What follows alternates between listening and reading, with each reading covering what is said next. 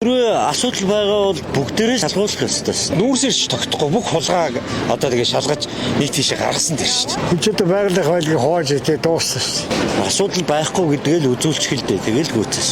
Нүүрсэрч тогтохгүй бүх хулгайг одоо тэгээ шалгаж нэг тийшээ гаргасан тэр шүү дээ. Тэгээд тийм зөрөгтэй улс төрчин чаанч байгаа юм. Энэ холион бандангуудыг цэгцэлж чадахгүй өөрсдөө хулгай зэлгээд оролцоод ингээд явах гарч ирсэн. Анхаарч зүгээр утах юм шүү дээ. Ер нь бол ядч нэг юм ин ч гэсэн нүүрсэн ч гэсэн нэг талд нь гаргаад хулгай зэлтгийг шийдсэн дээр ах уу. Тэд нар тийм зориг байхгүй шүү дээ. Тэд нар тийм зөндөл үйдсэн л байгаа. Тэд нар тийм зориг байхгүй. Чадахчгүй тийм хайж байгаа. Нүүрсний асуудал. Тэгзээс шаш усан дээр баха. Тэгвэл ч одоо өмнөх асуудал ингэж хоорондоо хагаралцаад дараа нь дахиад асуудал. Тэр ихэд энийг шийдчихэд дараагийн алхам руу орсон зүг байна. Миний хувьд бол. Байгаль хайлтыг хоож идэ дууссан шүү дээ. Зүгээр л байр суурьд булаацалдаж ард түмний тархийг угаахсан байлгынхаа баялагийг л хоож идэх гэсэн ус.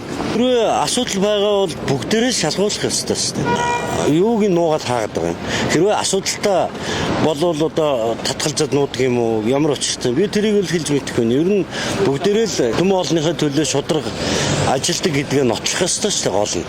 Асуудал байхгүй гэдгээ л үзүүлчихэлдэ тэгэл гүйцэс. Тэр л худлаар ярьдаг шүү дээ. Нэг үний юм байдгүй шүү дээ. Дандаа тэр ярьсан юмнууд нь дандаа эсрэг болчдөг байх.